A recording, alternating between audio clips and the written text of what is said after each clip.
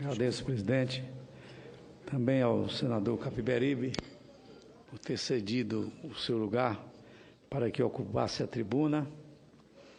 Senhores senadores, subo hoje à tribuna para enaltecer o voto proferido na última quinta-feira pelo ministro Marco Aurélio de Mello, do Supremo Tribunal Federal, por ocasião do julgamento de medidas cautelares pleiteadas no âmbito da arguição de descumprimento de preceito fundamental, segundo a DPF número 347, proposta pelo Partido Socialismo e Liberdade, PSOL, sobre o sistema penitenciário brasileiro. Trata-se de uma decisão equilibrada, bem fundamentada e lúcida, além de muito bem escrita, no melhor estilo do ministro Marco Aurélio. No voto, Sua Excelência, que é o relator do processo, reconhece o estado de coisas inconstitucionais dos presídios brasileiros, o que legitima o juiz constitucional a impor aos poderes públicos a tomada de ações urgentes e necessárias ao afastamento das violações massivas de direitos fundamentais que vêm ocorrendo. Além disso, o ministro concede algumas medidas cautelares.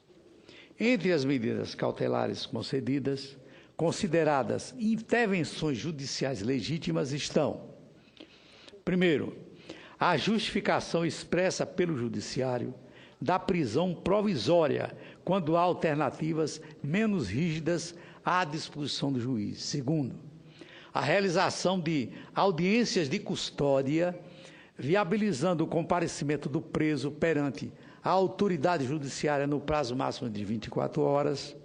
Terceiro, a priorização de penas alternativas à prisão pelos juízes. E quarto, a liberação pela União de verbas contingenciadas do Fundo Penitenciário Nacional, o FUNPEN. Sem dúvida, a DFP 347 e o voto do ministro relator são extremamente oportunos. Visam a restaurar padrões mínimos de dignidade a um sistema que foi comparado recentemente pelo próprio ministro da Justiça às masmorras medievais. Os problemas, em sua maioria, são sobejamente conhecidos. Os presídios brasileiros estão superlotados. São 376 mil vagas para uma população carcerária de 711 mil pessoas, ou 711 mil presos. A terceira maior população carcerária do mundo, segundo os dados mais recentes do Ministério da Justiça.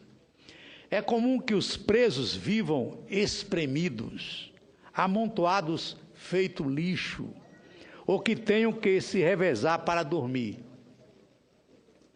Os presídios brasileiros são insalubres, as celas são imundas, escuras, fétidas. Nelas há ratos, baratas, vazamentos de esgoto. Em muitos casos, os presos comem comida de péssima qualidade ou mesmo estragada. Nesse contexto, sem água para banho e sem material básico de higiene, os presos contraem doenças de pele, respiratórias, intestinais. Os presídios brasileiros são brutais. Os presos têm de se submeter ao jugo implacável das facções, ou terminam sendo escravizados pelos chefes. A tortura é fato corriqueiro, inclusive quando perpetrada por funcionários. As minorias, sobretudo as sexuais, são especialmente abusadas. É comum que se contraiam doenças sexualmente transmissíveis durante a estada na prisão. Alguns enlouquecem, alguns cometem suicídio. Para muitos outros, a única maneira de sobreviver é usando drogas o dia inteiro, todos os dias. Os presídios brasileiros são escolas do crime. a realidade desumana, o convívio com criminosos experientes, o trauma da experiência prisional fazem do pequeno Trombadinha um grande delinquente. O sistema de reabilitação é completamente deturpado. Na verdade, caminha-se no sentido oposto, à degradação moral permanente do indivíduo, da pessoa humana. Esses são apenas alguns dos problemas do sistema penitenciário brasileiro. Logo se vê que ele viola frontalmente a nossa Constituição, ofendendo o nosso senso de dignidade humana. O mérito do ministro Marco Aurélio foi o de reconhecer esse fato em todas as suas dimensões, problematizando-o para que, enfim, se faça algo a respeito. Concedo a parte à senadora Marta Suplicy com muito prazer.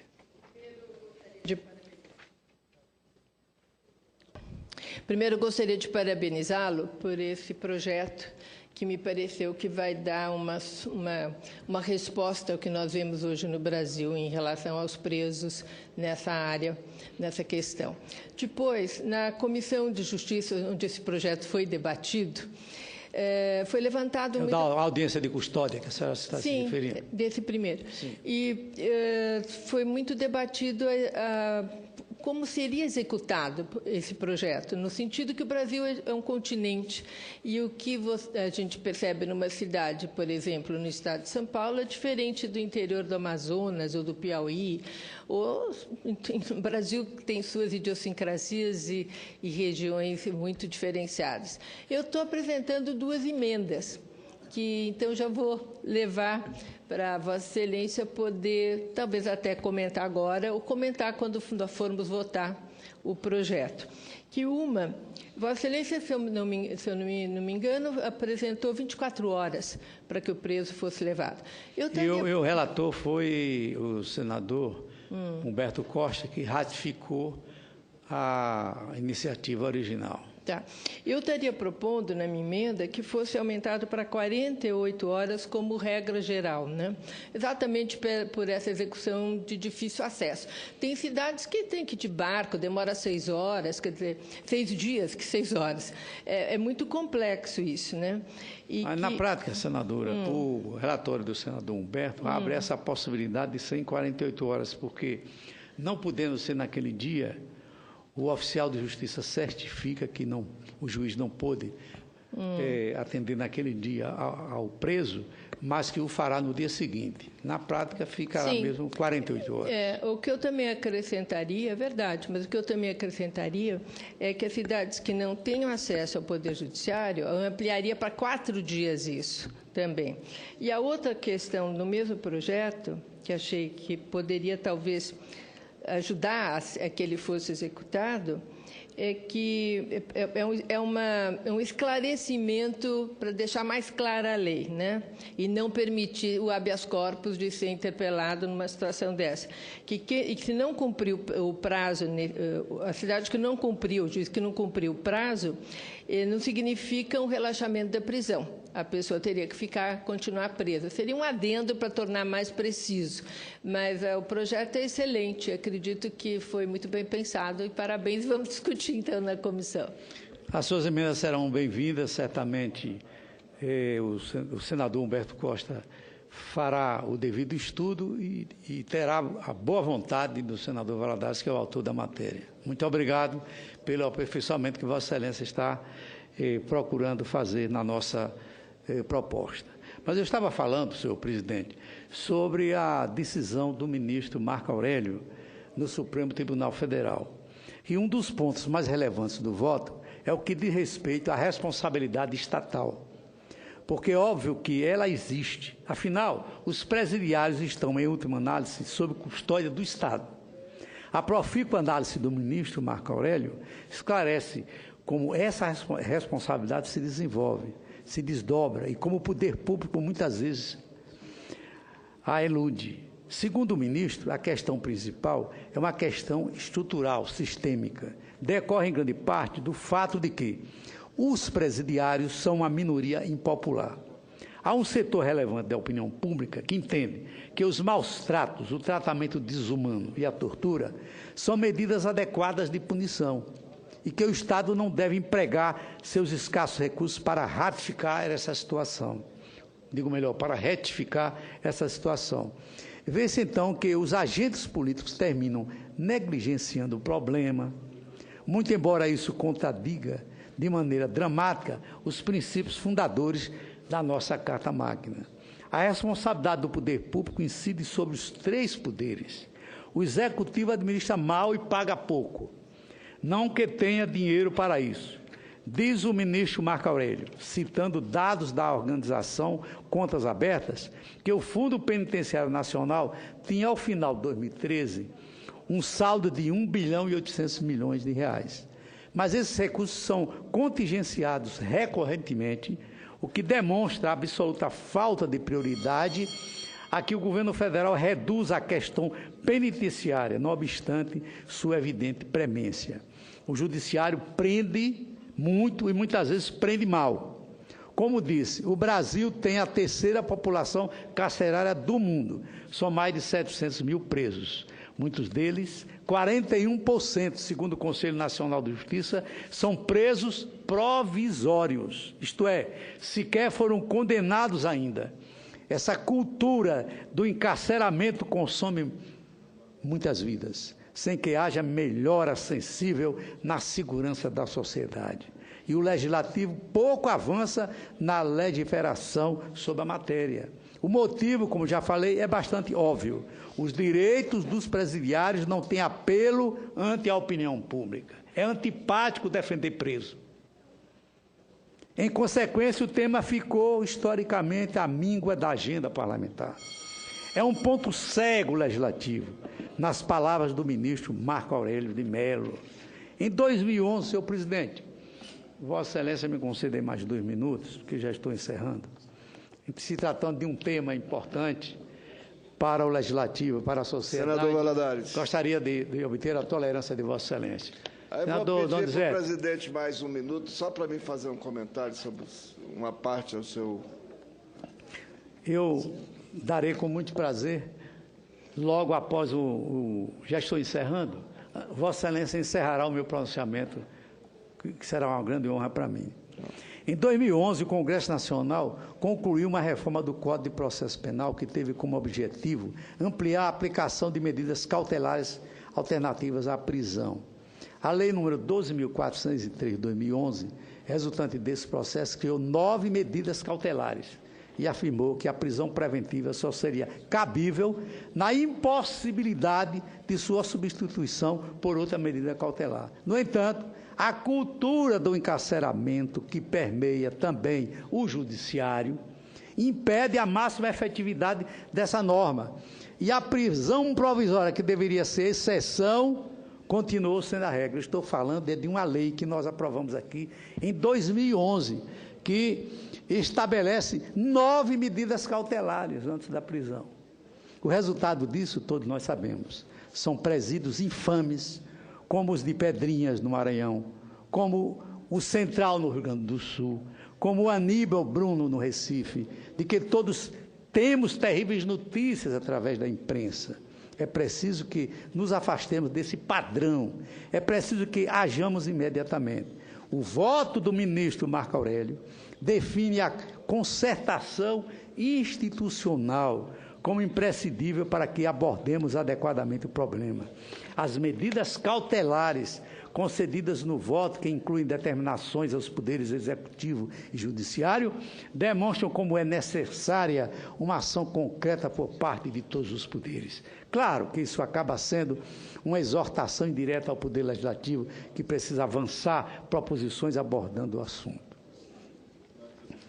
Senhor presidente, eu vou abreviar o meu discurso pedindo a Vossa Excelência que o inclua nos anais dessa Casa na sua integralidade. Termino dizendo o seguinte: a questão mostra-se especialmente importante à luz dos dados do Conselho Nacional de Justiça, que mencionei anteriormente. 41% dos presos são provisórios, isto é, aguardam julgamento.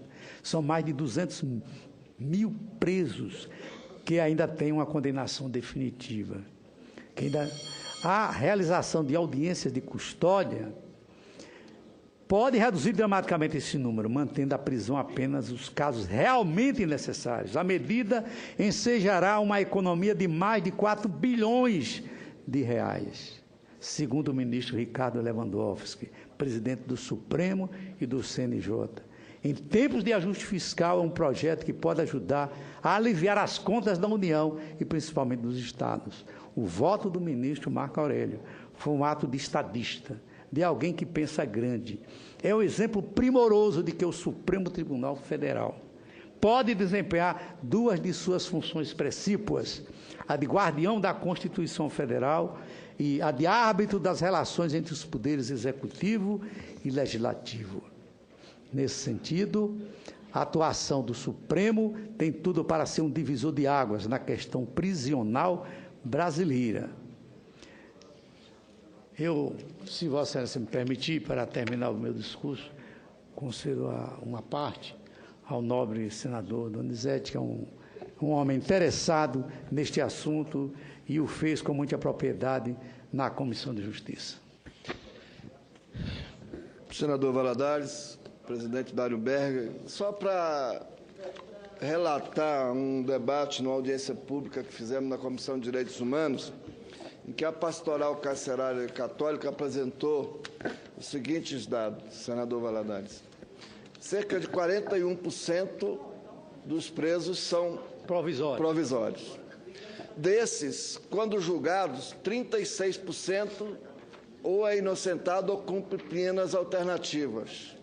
E 40% são condenados a regime semiaberto. Ou seja, nós estamos falando de 76% de homens, jovens, mulheres encarcerados que não precisariam estar encarcerados se houvesse em prática, e agora está sendo colocada em prática a audiência de custódia, o ministro Lewandowski esteve lá em Palmas para instalar a audiência de custódia, a gente estaria desonerando o sistema e impedindo, né, que esses ficassem lá até 2, 3 anos esperando julgamento, né, naquilo que pode ser considerado a universidade do crime. Então, essa sua fala aqui hoje traz para nós a relevância de a gente ter um tratamento urgente para essa questão dos presos provisórios, antes mesmo de ser preso, na audiência de custódia, porque nós estaríamos resolvendo cerca de 76% dos casos de homens e mulheres que estão hoje aprisionados, que não deveriam estar. Parabéns aí pela sua iniciativa e pelo seu trabalho. Obrigado. Agradeço a Vossa Excelência, senador Donizete. Bem, meus cumprimentos também ao senador Antônio Carlos Valadares pela relevância do tema.